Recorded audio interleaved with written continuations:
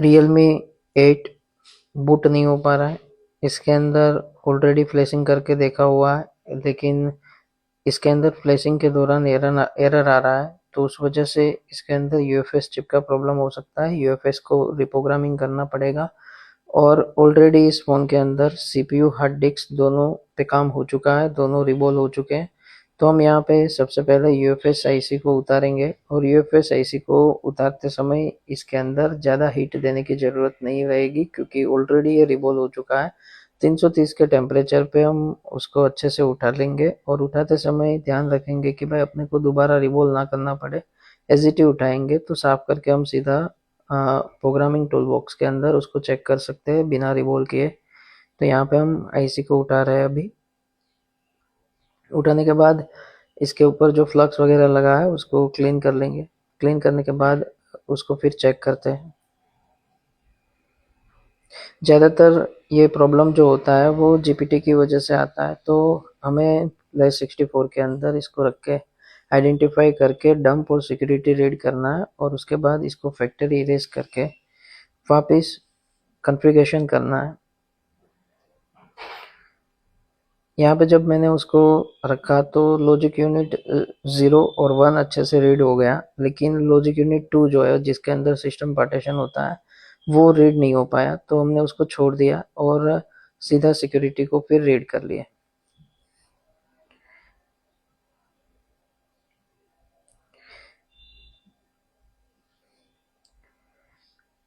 और साथ में अपने पास उसकी सॉफ्टवेयर की फाइल होनी चाहिए। तो यहाँ पे ऑलरेडी मेरे पास इसकी सॉफ्टवेयर की फाइल है, उस फाइल को मैंने एक्सट्रैक्ट किया है, और उसके बाद उसके अंदर से जो फाइल निकलती है वो OFP फाइल होती है, तो उसको फ्लैश 64 के थ्रू हमें उसको तोड़ना पड़ेगा।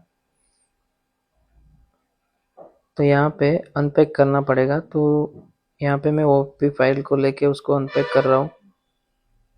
अभी अपना प्रोग्रामिंग जो है वो उसके अंदर हमने सिर्फ सिक्योरिटी फाइल को रीड किया है और डंप को रीड किया है, और साथ में हम इसको फाइल को भी अभी तोड़ रहे हैं।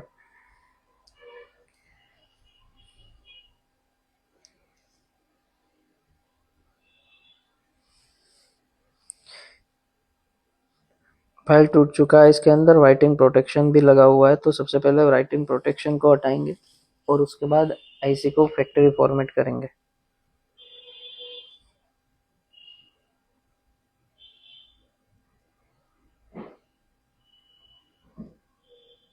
फैक्ट्री फॉर्मेट करने के बाद पार्टीशन सब गायब हो जाते हैं। उसके बाद जीपीटी क्रिएट करके जो फाइल हमने अनपैक की है उस फाइल से हम सॉफ्टवेयर करेंगे, और सॉफ्टवेयर करने से पहले हम जो सिक्योरिटी लिए थे उसको वापस रिस्टोर कर देंगे। रिस्टोर करने के बाद जो उसकी फाइल है सॉफ्टवेयर की उसको सीधा यहाँ से हम राइट कर देंगे, और राइट करने के बाद फिर हम वापस मदरबोर्ड के अंदर यूएफएस चिप को लगा के चेक करते हैं।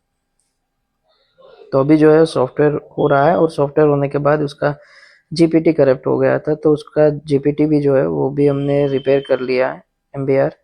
और यहाँ पे जब आप देखोगे तो अभी ऐसे अपना प्रोग्रामिंग हो चुका है, उसको सीधा फिक्स करना है। रिवॉल्व करने की इसको ज़रूरत नहीं है, एज इट पॉइंट इसके अंदर थे, तो अभी हम सीधा उसको हिट मार के बिठा देते हैं।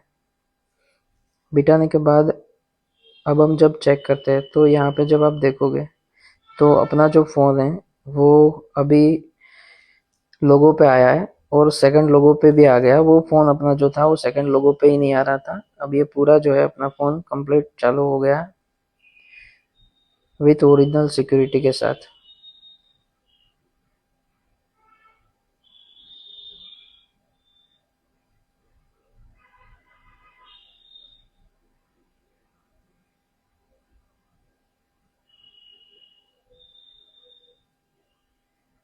बेसबैंड वगैरह सब कुछ इसके अंदर सही है।